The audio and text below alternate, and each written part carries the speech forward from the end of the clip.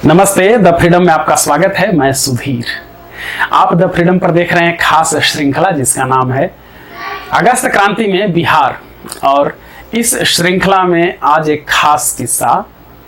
अगस्त क्रांति के दौरान चूंकि कांग्रेस के तमाम महत्वपूर्ण नेता भारत छोड़ो आंदोलन प्रस्ताव पारित होते ही गिरफ्तार कर लिए गए थे और तब जेल में बंद, हजारीबाग जेल में बंद लोकनायक जयप्रकाश नारायण अपने अन्य 5 साथियों के साथ वहां से फरार होते हैं, बाहर तमाम लोगों के साथ मिलते हैं और वो एक अगस्त क्रांति के दौरान महानायक के रूप में उभरते हैं। जयप्रकाश नारायण जब जेल से बाहर निकले तो उस समय उन्होंने गांधी के अहिंसा को परे रखा और सशस्त्र क्रांति की राह पर चल पड़े। बनाया आजाद दस्ता और उसमें नौजवानों को चुन चुन करके भर्ती करने लगे। उन्हें प्रशिक्षण दिया जाने लगा गोली चलाने का, मुठभेड़ का, हर तरह के हथियार चलाने का, ताकि वो ब्रिटिश सल्तनत से, ब्रिटिश हुकूमत से लोहा ले सकें। आजाद दस्ता का मुख्य केंद्र बना नेपाल।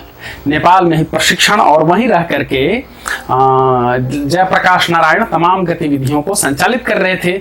और फिर एक दिन अचानक ऐसा हुआ कि जयप्रकाश नारायण गिरफ्तार कर लिए गए।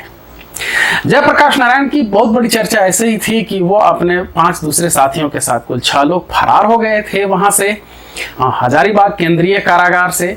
और अब फिर वो गिरफ्तार करने के बाद नेपाल में ही हनुमान नगर जेल में ले जाया गया उन सभी को। उसमें डॉक्टर राम मनोहर लोहिया भी थे जिन्हें संचार की जिम्मेदारी सौंपी गई थी और दूसरे कई मुख्य नेता आजाद दस्ता के उस ग्रुप में पकड़े गए और उन सबको हनुमान नगर जेल में रखा गया।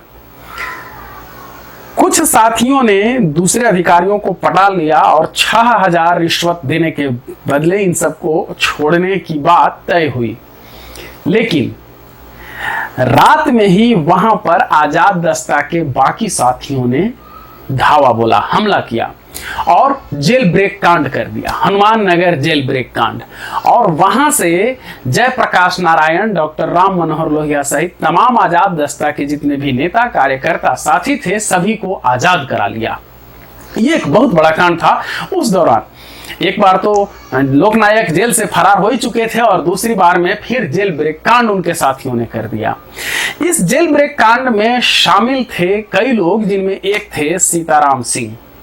सीताराम सिंह ने जेल ब्रेक कांड का पूरा ब्यौरा, संस्मरण याद किया है। अब आगे कैसे वो हुआ था जेल ब्रेक कांड, इतना महत्वपूर्ण कांड, सीताराम सिंह के शब्दों में देखिए। गर्म दल के सक्रिय सदस्य होने के कारण मेरी गिरफ्तारी अगस्त क्रांति के सिलसिले में 11 अगस्त 42 को हो गई थी और मैं सब जेल हाजीपुर में था। 14 अगस्त 42 को योजनाबद्ध तरीके से बाहरी और भीतरी शक्ति की मदद से लगभग 2:15 बजे जेल तोड़कर मैं बाहर हो गया। हाजीपुर जेल से भागने के पश्चात हम लोगों ने भूमिगत रहते हुए थाना, railway line, post office, station वगैरह को तोड़कर बर्बाद करना जारी रखा। उसी सिलसिले में चक सिकंदर स्टेशन पर एक मालगाड़ी को गिराया गया था। उधर भारी संख्या में ब्रिटिश फौजों ने स्वाधीनता आंदोलन को कुचलना आरंभ कर दिया था। फलस्वरूप संघर्ष कुछ धीमा पड़ने लगा, लेकिन वह ऐसे ही था जैसे हल्की हवा आग पर राख की कुछ परत डाल देती है।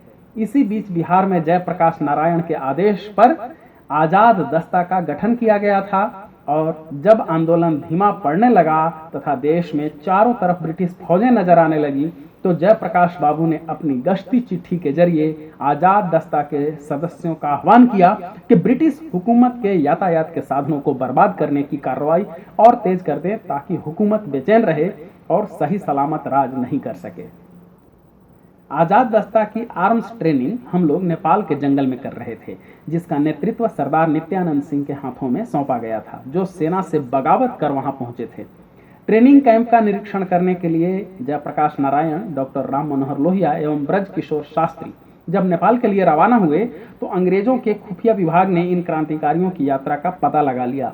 रास्ते में जब वे लोग सूखी हुई मोरंग नदी को बैलगाड़ी से पार कर रहे थे तो नेपाल सरकार के कर्नल द्वारा गिरफ्तार कर लिए गए और नेपाल के हनुमान नगर जेल में बंदी बनाए गए। ब्रिटिश सरकार ने इन लोगों को पकड़ने के लिए इनाम के रूप में भारी रकम की घोषणा की थी।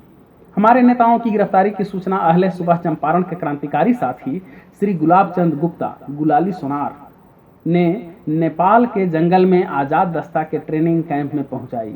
आज़ाद दस्ता के साथियों में इस खबर से बेचैनी और गुस्से की लहर दौड़ गई।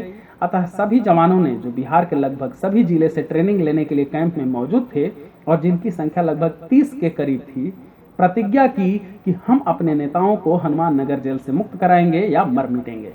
करीब 25 की संख्या में आज़ाद दस्ता के साथियों ने हनुमान नगर जेल की ओर कूच करने का संकल्प लिया। हमारे ट्रेनिंग कैंप से हनुमान नगर की दूरी लगभग 50 मील थी। मार्गदर्शन का काम ट्रेनिंग कैंप के व्यवस्थापक और नेपाल सरकार के बागी जमींदार श्री दल बहादुर ने किया था। हम लोगों ने पैदल मार्च किया क्योंकि कोई सवारी उपलब्ध नहीं थी।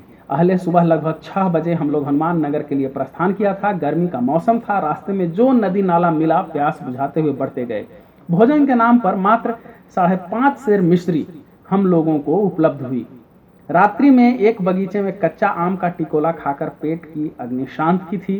बीहड़ जंगलों को पार करते हुए लगभग 1:30 बजे रात्रि को हम लोग हनुमान नगर जेल पर पहुंचे थे।